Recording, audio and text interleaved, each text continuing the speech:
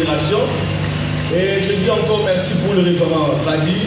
J'ai été vraiment édifié par son intervention. Amen. Amen.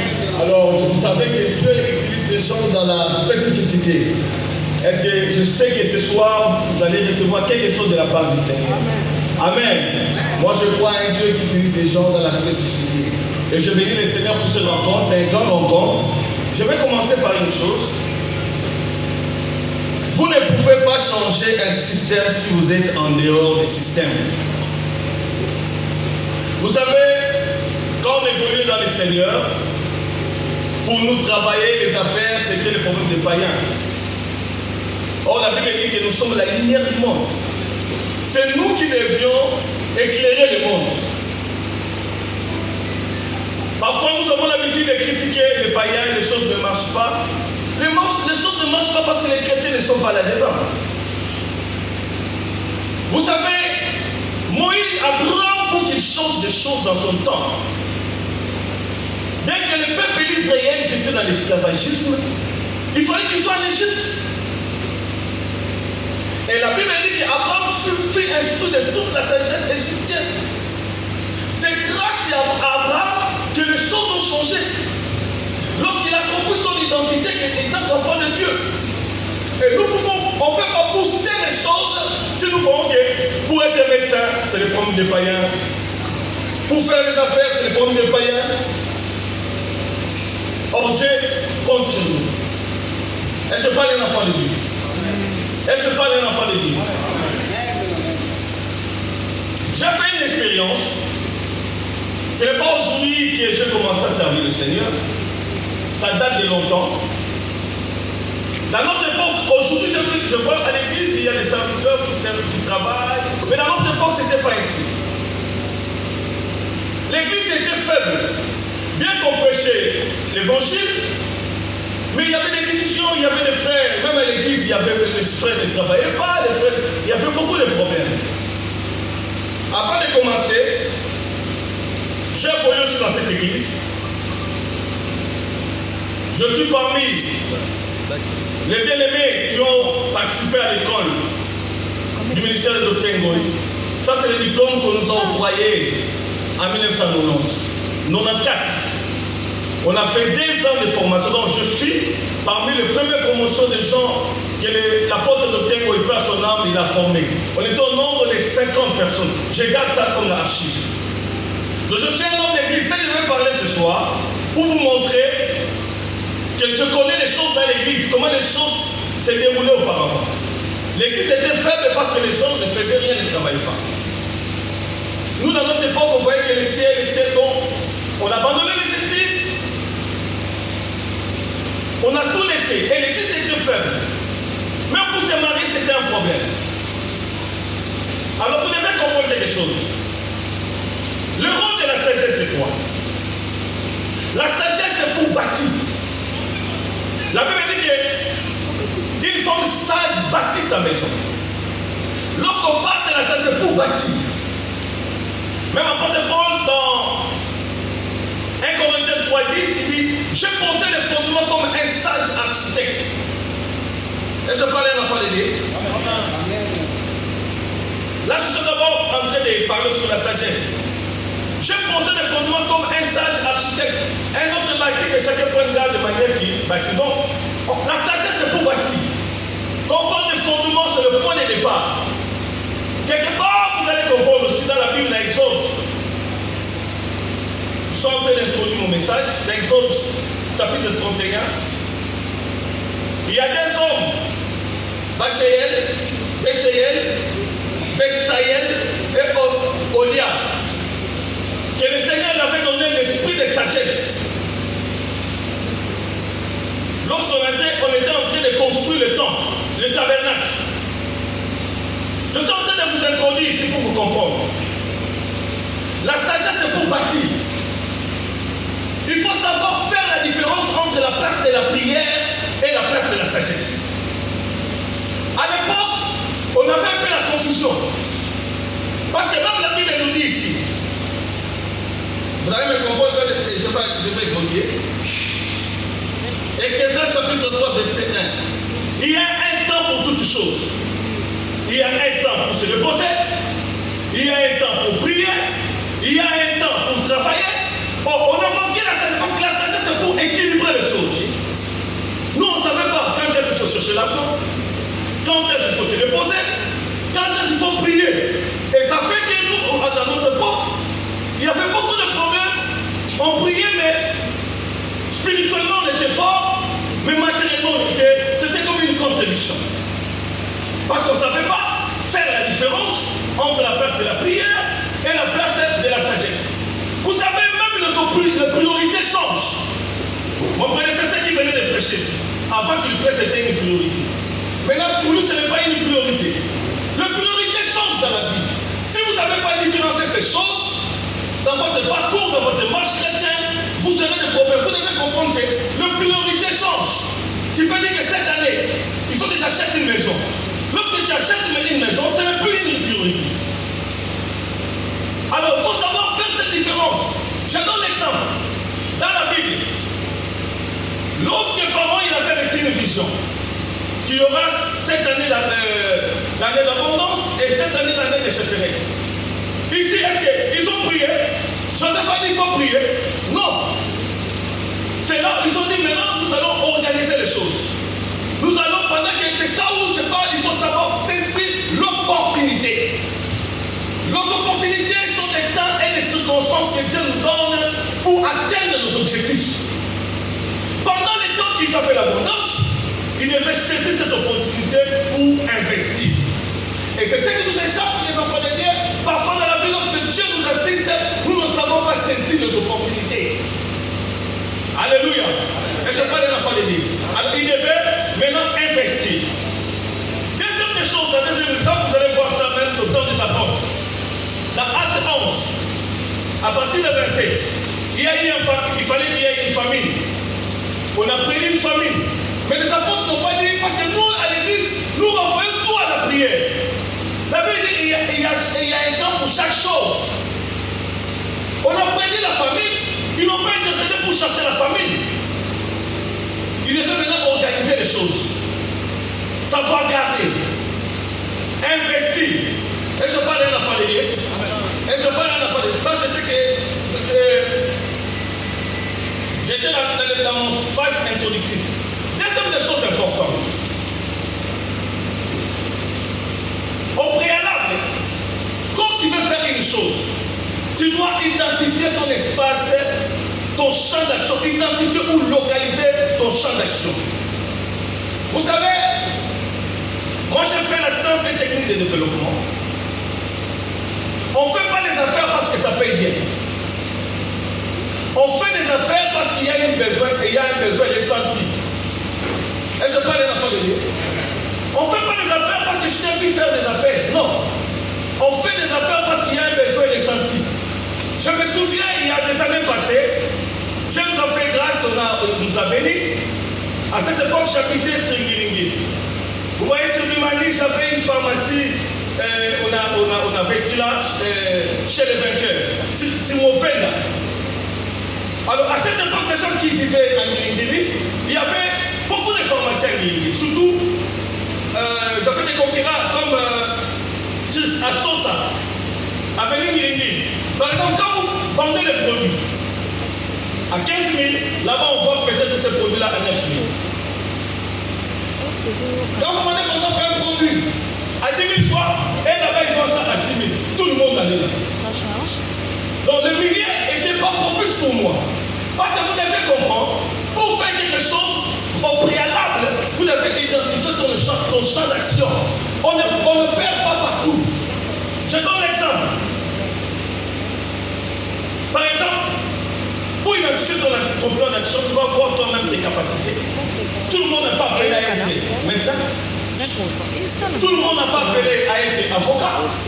Tu maîtrises pas la langue et tu vas aller faire l'avocat. Moi, si j'avais maîtrisé la langue comme le pasteur Crispin, je rêvais être un avocat. Alors j'ai compris que ce n'est pas mon espace prophétique. Et je parle de quelqu'un. Et je parle d'un enfant de Dieu. Au préalable, avant de faire quelque chose, il faut d'abord identifier ton champ d'action. Parce que tout est destiné à une adresse. Est-ce que vous me comprenez? Même Jésus, pour sauver l'humanité, il devait venir sur la terre. Et c'est ce qui fait que beaucoup de gens échouent parce qu'ils ne savent pas identifier leur champ d'action. Et même dans le monde ecclésiastique, vous allez voir même Paul et Pierre, chacun connaissait son champ d'action.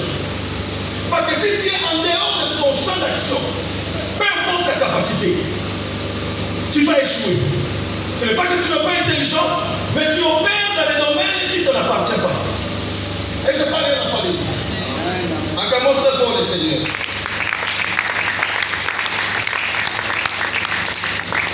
Je reviens à mon frère Vali, le pasteur Vali que j'aime beaucoup.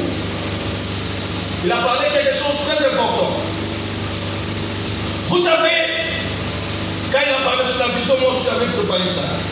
Ce qui résiste à la vie, ce ne sont pas ceux-là qui ont l'argent, mais ceux-là qui ont la vision.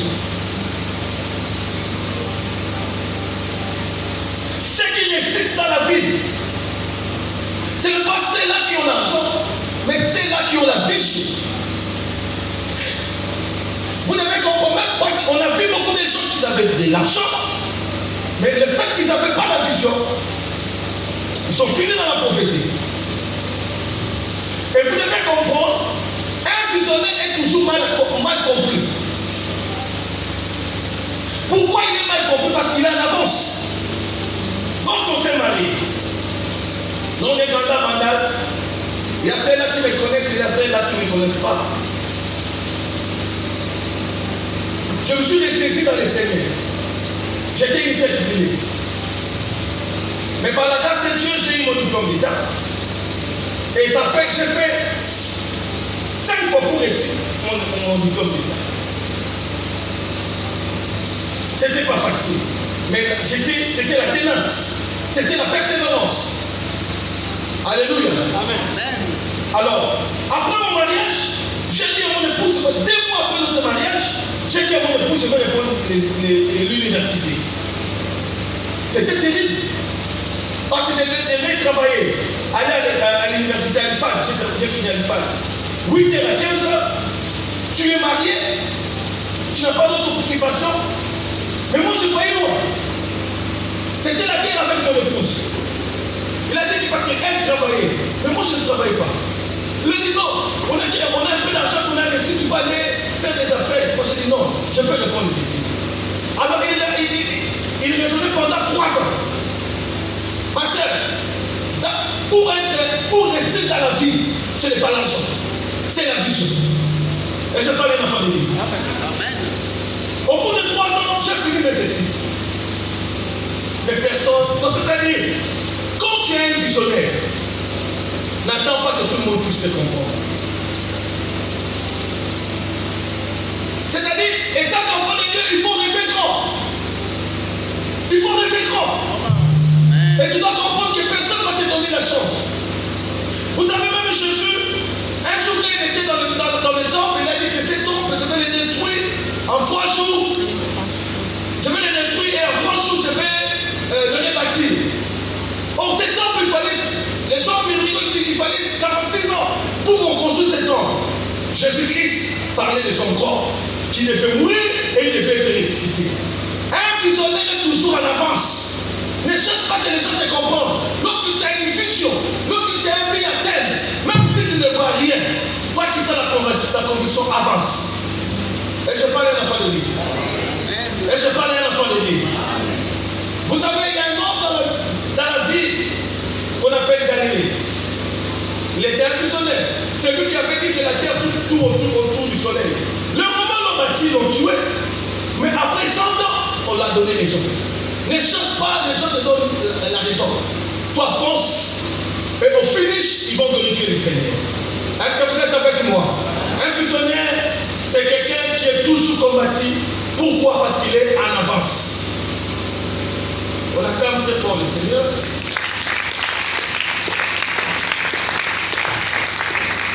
Vous devez comprendre quelque chose. Le succès n'est pas quelque chose qu'on ramasse dans la vie. Ce n'est pas un accident ou un phénomène chose de l'occupant. Les succès, on les prépare. Ce que tu veux devenir, commence à les préparer maintenant. Un sage a dit ceci. Lorsque la préparation rencontre l'opportunité, il y a succès. Dieu te donnera les opportunités, mais il faut se préparer. Et je parle à ma famille. Il faut se préparer. Il a dit il ne faut pas attendre les opportunités se présenter pour se préparer. Par rapport à ta vision, prépare-toi en conséquence parce que Dieu te donnera les opportunités et tu vas les saisir. Et tu vas exceller, tu vas aller en avant. Même la venue de Jésus-Christ a été préparée. Même la venue de Jésus, Jean-Baptiste il est venu comme un précurseur. C'est lui qui vient avant et qui est là. Vous savez, ce que nous disons, nous les pentecôtistes, les gens de l'esprit, tous c'est les spirituels. Tous c'est spirituels. Non. Même Dieu, lorsqu'il a exterminé 600 000 hommes sans compter les femmes qui sont sorties de l'Égypte, et il devait susciter une nouvelle génération, Dieu a fait 40 ans pour préparer la relève. Mais étant que Dieu pouvait faire ça une journée, la préparation. Il faut se préparer. Et je parle à l'enfant de Dieu. Et je parle à l'enfant de Dieu. Beaucoup ceux qui sont aujourd'hui, c'est les résultats de ceux qui ont semé. Ton lendemain dépend de ce qui te fait aujourd'hui. Moi, chaque année, en dehors, il y a année prophétique, année individuellement. Par rapport à l'objectif final. Alléluia. Année Olo. Madame Nana, il y a peut-être la vie. On devient riche, non parce qu'on a l'argent, mais parce qu'on a la vision. Quand tu as la vision, tu as qu'un fois de lui. Tu marches par rapport à ta vision, tu confesses par rapport à ta vision. J'ai dit à Dieu, j'ai dit à mon épouse, à l'heure aussi la tête. Je ne sais pas combien ça va. Ce que je fais, et je vais réaliser aujourd'hui. Je prends les frais de ton vie. Pourquoi? La vision. Quand tu as l'obstacle, quand tu as une vision, la vision peut nous donner l'orientation et la vision nous motive. On peut te donner $1 million. Si tu n'as pas une vision, aussi c'est un. Est-ce que tu as là? Aussi c'est un parce que tu ne sais pas comment orienter. Mais quand tu as une vision, quand tu vas te bénir, tu sais comment orienter les choses. Je vais te dire que ce soit bon ma casse. Les grands problèmes pour nous les chrétiens, c'est quoi? Nous ne savons pas valoriser les talents, les dons que Dieu a mis en nous. Vous savez, je vais dire une chose. La Bible dit ceci. Le présent d'un homme lui élargisse la voie et lui donne l'accès auprès des grands, n'est-ce pas? Nous devons savoir faire la différence entre les talents et les dons spirituels. Les dons spirituels, c'est exclusivement pour les chrétiens. Les gens qui ont accepté Jésus-Christ comme Seigneur et Sauveur, c'est le Saint-Esprit qui nous donne les dons pour l'édification de l'Église. Mais les talents sont des dons innés. Tu peux aussi les développer. Il y a des gens qui réussissent parce que nous tous nous sommes appelés à laisser la vie comme les administratifs.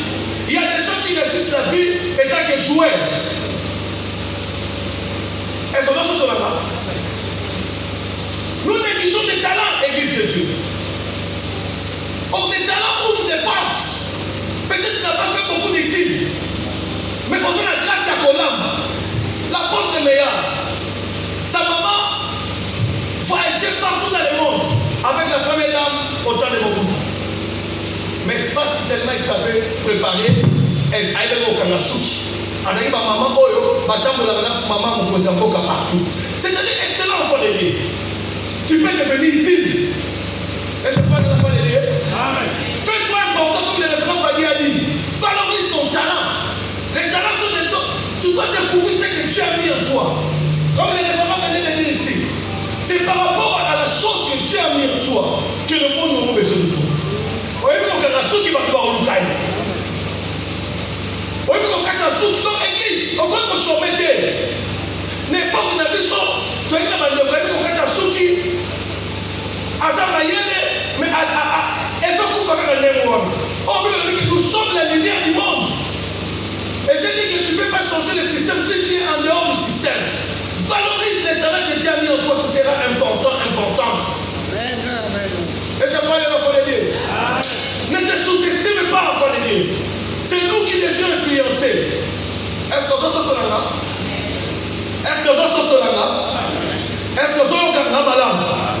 La Bible dit que le présent d'un homme lui lâche la voie et lui donne l'accès auprès des grands.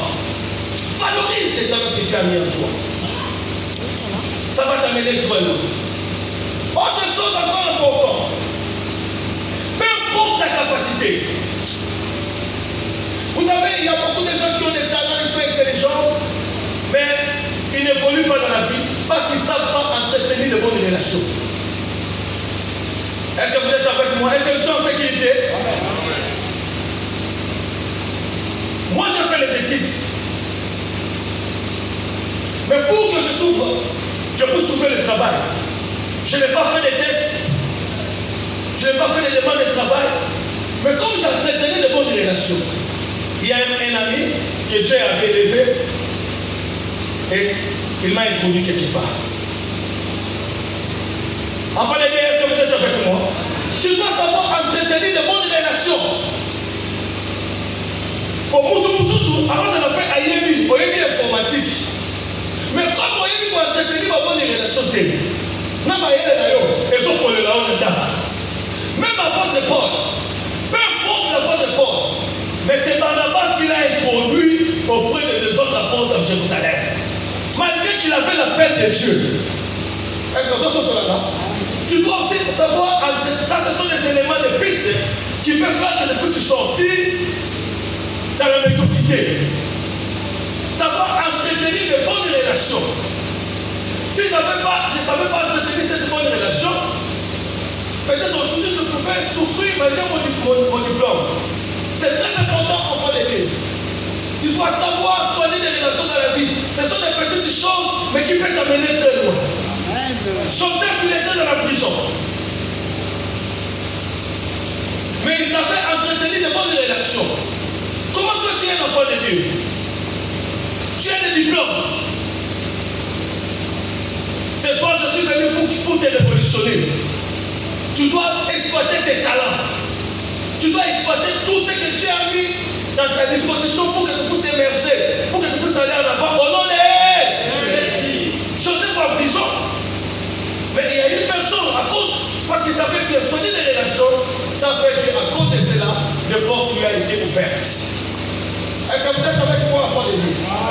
Est-ce que vous êtes avec moi, enfant de Dieu? On va calmer très fort le Seigneur.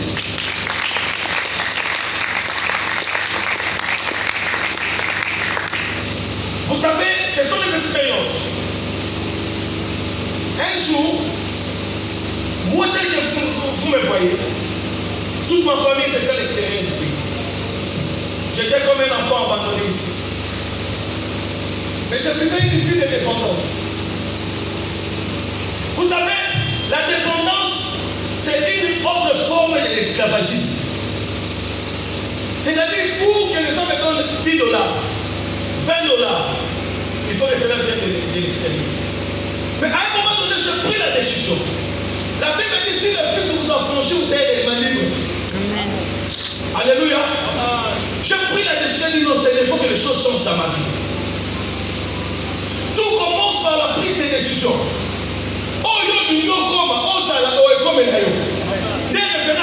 Ce n'est pas d'orgueil.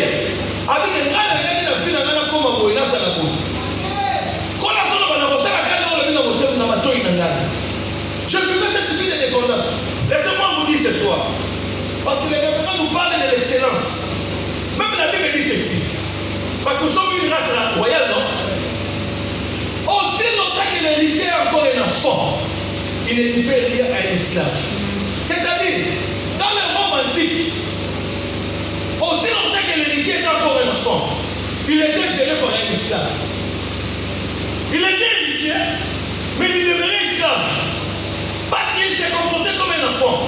L'Église aujourd'hui, nous devons grandir enfants de Dieu. Nous devons atteindre la maturité. C'est ça l'excellence. Paul a dit, quand j'étais un enfant, je parlais comme un enfant. Je réfléchissais comme un enfant. Aujourd'hui, l'Église, nous devons grandir. Nous devons exploiter nos talents. De même manière tu émerges sur le plan spirituel, de même manière tu dois émerger sur le plan physique, matériel. C'est possible si réellement tu sais exploiter ton talent. Alléluia. Moi, tel que vous me voyez, je n'étais pas intelligent. Je ne sais pas parce que, je vais te dire, je n'étais pas intelligent. Je n'aime pas les études. Je ne fais pas les études. Mais à un moment, quand je reçu le Seigneur, quand on prêchait l'évangile, j'ai pris conscience. J'ai dit que ma vie doit changer. Et je fournis beaucoup d'efforts. Avec la grâce de Dieu, je me suis en sorti. Et j'ai dit c'est possible. Amen. Et j'ai dit à quelqu'un c'est possible. J'ai dit à quelqu'un c'est possible. Ne te sous-estime pas, enfant de Dieu. Vous savez, c'est là où je vais continuer, parce qu'on a aussi une séance de questions. S'il faut attendre que tous les moyens soient réunis dans la vie, tu ne feras rien. Demande même les gens qui se sont mariés. Est-ce qu'au préalable, vous avez réuni toutes les choses? Non, c'était la vision qui vous avait montré. Même les gens qui ont fait les études, même moi je sais quand j'ai repris les études, c'était compliqué. Mais même les frères de 1000 km commencent toujours un par un pas. C'est que nous croyons, nous voulons que tous les moyens soient réunis. Tous les moyens soient réunis pour commencer. Et j'ai dit à quelqu'un, commence avec les moyens de bord, les moyens que tu as. La Bible dit que même une petite bougie peut embraser toute une forêt. Alors je suis venu dire à un enfant de Dieu ce matin, ce soir, va avec la force que tu as. Amen. Va avec la force que tu as. Tu peux acheter une maison. Amen. Tu peux scolariser tes enfants. Amen. Tu peux changer ta vie. Tu peux vivre le passage de la pauvreté à la richesse. C'est possible. Mais ta destinée est entre tes mains. Amen. Ne néglige pas les faibles commencements. Peuple, ne néglige pas les faibles commencements. C'est nous la lumière du monde. Ta famille compte sur toi. Ne te sous-estime pas. Tu peux changer les choses. Et je parle à l'enfant de Dieu. Utilise ton talent, mets ton talent exerce. Investis-toi. Et les choses vont changer dans ta vie. Je connaissais les pasteurs, ce qu'ils venaient de dire, c'est la vérité. Dieu est un Dieu fidèle. Nous sommes venus ici pour vous encourager. Et je dis à quelqu'un, ne te sous-estime pas. Tu peux changer le don dans ta vie. Dis c'est possible. C'est possible. Dis c'est possible. Acclamons très fort le Seigneur. Que Dieu vous bénisse.